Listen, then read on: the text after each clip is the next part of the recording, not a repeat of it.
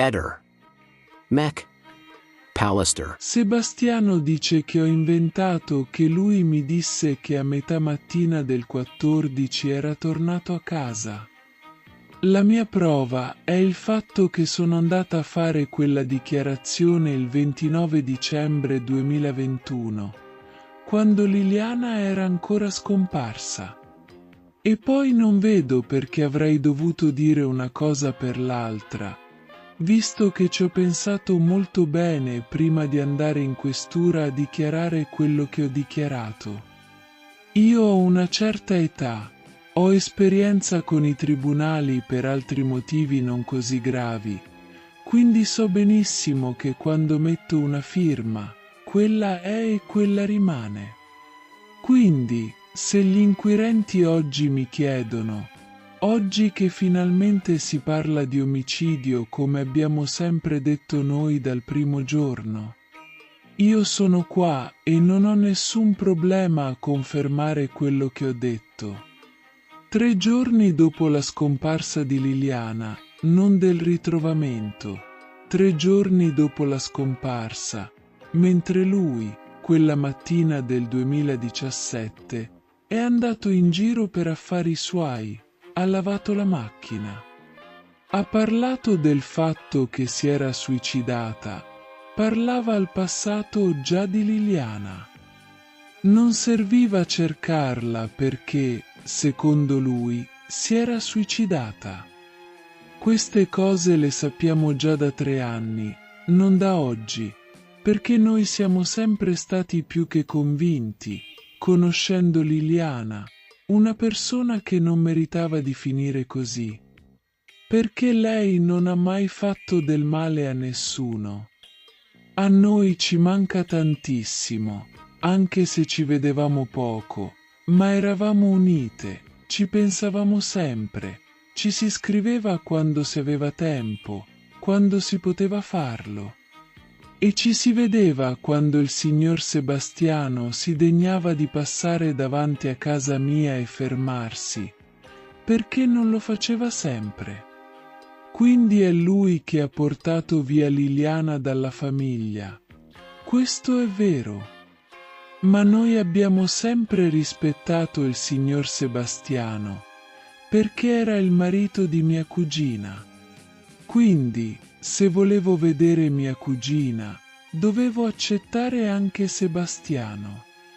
L'abbiamo fatto per 32 anni, ma il giorno della scomparsa di Liliana è cambiato tutto, perché lui non l'ha cercata, non ha chiesto il nostro aiuto per niente. Anzi, è rimasto a casa a fare il VIP con la copertina. Non voleva che chiamassimo chi l'ha visto. Scusatemi, è così. Non voleva che mettessimo foto in giro.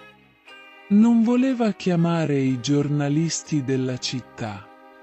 Non voleva andare a bussare nei negozi. Non voleva fare niente. Non voleva fare la denuncia. Vedete voi, insomma, noi siamo convinti, e grazie al dottor Dainotti che ha chiesto i 24 punti più la riesumazione, e grazie alla dottoressa Cattaneo, siamo arrivati a dimostrare quello che noi avevamo nel nostro cuore. Ritorno a ripetere, Liliana era una persona che amava la vita, che amava tutti quelli che stavano intorno a lei. Non era una persona da suicidio. Comunque lui ha sempre parlato di suicidio. Il suo avvocato ha fatto un'intervista dopo la prima autopsia dicendo già queste cose.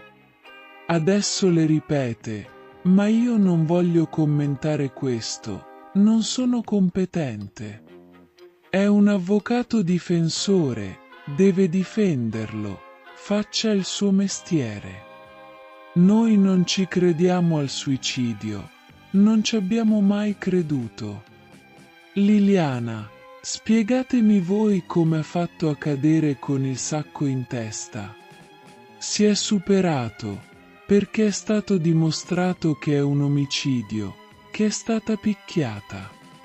Poi lo stesso dottor Baresani, perito di Sebastiano, già nel 2023, se non sbaglio, ha detto che è morta per mano di terzi, che è stata picchiata per mano di terzi. E allora, adesso, tirare fuori di nuovo il suicidio? Beh, è una mossa da difensore, giustamente. Io sono convinta che la nuova procuratrice farà il suo dovere, come doveva essere fatto 3 anni fa, perché è stato tutto sbagliato dall'inizio. Io non so se per dolo o per disattenzione, per menefreghismo, tutto quello che volete, però queste cose dovevano essere fatte già 3 anni fa. Riguardo a Claudio, ci sono le telefonate, ci sono i messaggi, c'è la verità di Claudio, che l'ha detta dal primo giorno, quando Liliana era ancora scomparsa. Lui ha raccontato le stesse cose che sta raccontando da 3 anni. Non ha cambiato una virgola. Qualche volta probabilmente ha sbagliato a entrare nei particolari, ma lui voleva essere creduto, per far venire fuori che Liliana non si era suicidata. Dopo che è stato provato dalle celle telefoniche, dai messaggi e da tutto il resto, noi ancora di più crediamo a Claudio. Mistero a Bologna. Donna trovata morta in strada. Aperta un'indagine a 360 gradi sulla fine di Tania Bellinetti. Una morte improvvisa, inspiegabile, avvolta da 1000 interrogativi. È questa la cornice in cui si inserisce la tragedia che ha colpito Bologna martedì scorso, quando il corpo senza vita di una donna è stato rinvenuto in via Tolstoi, nella zona periferica della Barca. Un quartiere popolare e silenzioso che da un momento all'altro si è trovato al centro di un dramma che lascia sgomenta l'intera città. La vittima si chiamava Tania Bellinetti, aveva 47 anni ed era madre di 2 figli. È precipitata dal terzo piano di un palazzo a Cer, gli edifici di edilizia popolare che si affacciano sulla via dove è stato compiuto il tragico ritrovamento. È lì che Tania viveva, da tempo, in un contesto che gli investigatori stessi hanno definito difficile. È lì che si è consumata una fine ancora tutta da chiarire. Ad accorgersi della presenza del corpo sono stati alcuni residenti della zona. È stato uno dei vicini ad allertare le forze dell'ordine dopo averla vista, immobile, a terra, priva di vita. Un'immagine forte, scioccante, che ha lasciato attoniti anche i primi soccorritori accorsi sul posto. Questi, al momento, sono gli unici punti fermi dell'indagine. Il resto è un quadro fatto di ipotesi, dubbi, piste che si intrecciano. La morte di Tania, infatti, è un enigma che le autorità stanno cercando di risolvere tenendo aperta ogni possibilità. Le ipotesi in campo sono diverse. Non viene esclusa la possibilità che possa essersi trattato di un gesto estremo, un suicidio, ma nemmeno si può ancora parlare con certezza di incidente. C'è anche, però, una terza ipotesi sul tavolo, quella dell'omicidio. Ed è su quest'ultima che si concentrano gli sforzi degli investigatori, impegnati in queste ore a ricostruire cosa sia realmente accaduto prima della caduta. Gli agenti della Polizia di Stato stanno cercando di mettere insieme ogni dettaglio utile, visionando le immagini delle telecamere di videosorveglianza della zona, ascoltando i vicini, cercando testimonianze che possano fornire anche il più piccolo tassello per completare il puzzle di una storia che al momento appare ancora avvolta nell'ombra. A rendere ancora più inquietante il quadro è il passato di Tania, segnato da anni di maltrattamenti. La donna, infatti, aveva più volte denunciato l'ex compagno, un uomo di origine tunisina di 36 anni con cui aveva vissuto proprio nell'appartamento da cui sarebbe caduta. La loro relazione era stata definita dagli inquirenti burrascossa, segnata da episodi di violenza domestica e tensioni crescenti. Non si trattava solo di litigi.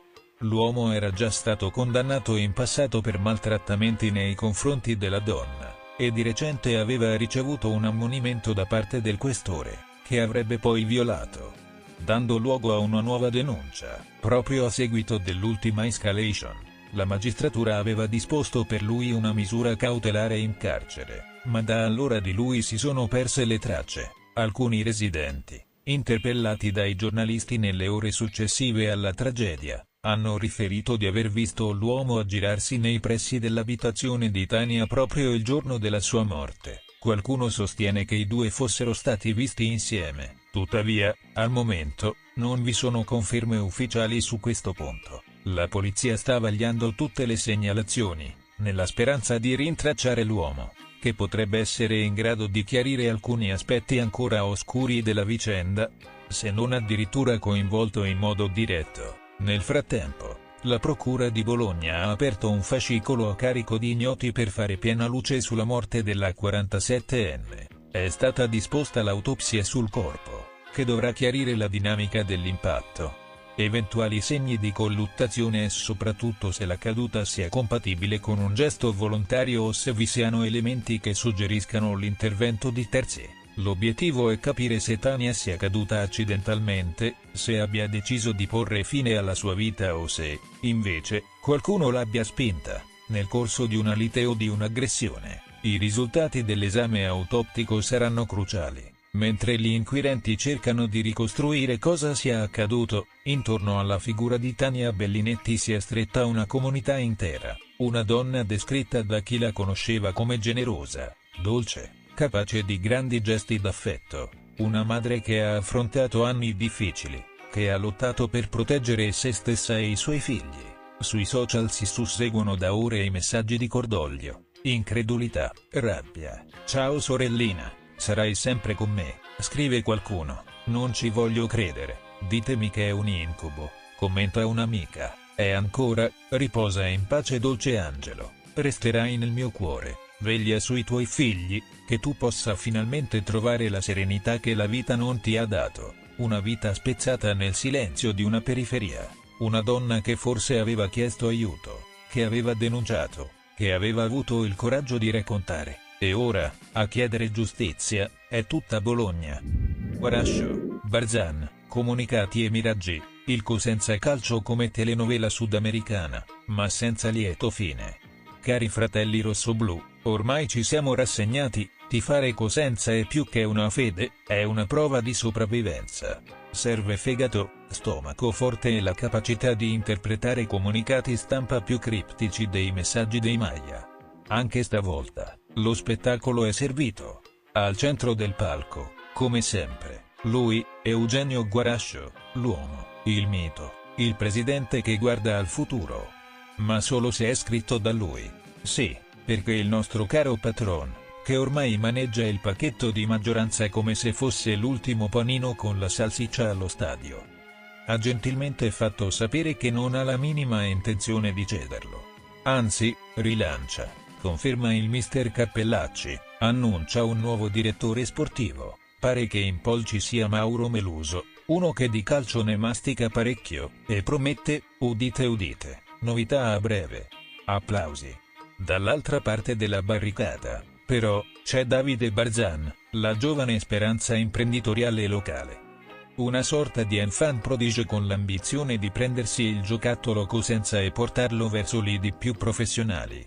Sembra uscito da una serie Netflix, 30 anni, entusiasmo da vendere, qualche milione da investire e un passato degno di un romanzo popolare. Candidatura con la destra alle scorse comunali, un'auto incendiata con annesso comunicato solidale del sindaco Occhiuto, e almeno 2 tentativi falliti di comprare la società. Insomma, un curriculum di tutto rispetto per chi vuole tuffarsi a bomba nel meraviglioso mondo del Cosenza Calcio. Il nostro Davide, che a tratti ricorda quel Luca Peppuccio Pagliuso. Figura mistica capace di alternare paranoie e sogni come nessun altro, qualche mese fa aveva già annunciato entusiasta di aver chiuso l'accordo con Guarascio. Con tanto di cifre, piani industriali e fotoricordo. Peccato che nel frattempo, in TV, il presidente parlava del suo futuro, di riqualificazioni giovanili e, perché no, di risanamenti spirituali. E infatti, i due si incontrarono davvero. In una stanza. Da soli. Mezz'ora scarsa. All'uscita, Guarascio partorì il suo consueto comunicato carico di fiele: non cederemo il Cosenza a improvvisati avventurieri, disse, con tono apocalittico. E giù polemiche. Ora, a distanza di 4 mesi, la storia si ripete come una barzelletta che non fa più ridere. Barzan che incontra il sindaco, Barzan che parla coi giornalisti, Barzan che offre 3 milioni e mezzo. Nel frattempo, Eugenio se la spassa in piazza, festeggia con i tifosi, conferma tecnico e programma estivo. Il tutto con l'ordine e la chiarezza di un'assemblea di condominio con gli altoparlanti rotti. A questo punto, la situazione è chiara come il fumo delle salamelle a bordo campo: confusione totale. Una trattativa che sembra un miraggio nel deserto, un presidente che non molla l'osso manco a piangere, un giovane aspirante mecenate che sogna in grande e un popolo rosso-blu che, ancora una volta, viene lasciato in mezzo al guado a chiedersi: ma noi, esattamente, dove stiamo andando? E allora, se serve un colpo di teatro per risolvere tutto, forse c'è una sola persona in grado di restituirci pace, ordine e una buona dose di risate amare: Luca Pagliuso. Come? Comprando la regina. Così, giusto per mettere un punto a capo a questa telenovela infinita, far scoppiare l'universo e ripartire da zero, perché al Cosenza non ci si annoia mai. E noi, come sempre, ci saremo. Con la sciarpa al collo, il cuore gonfio e la pazienza in scadenza. Avanti lupi, anche stavolta ce la faremo. Forse.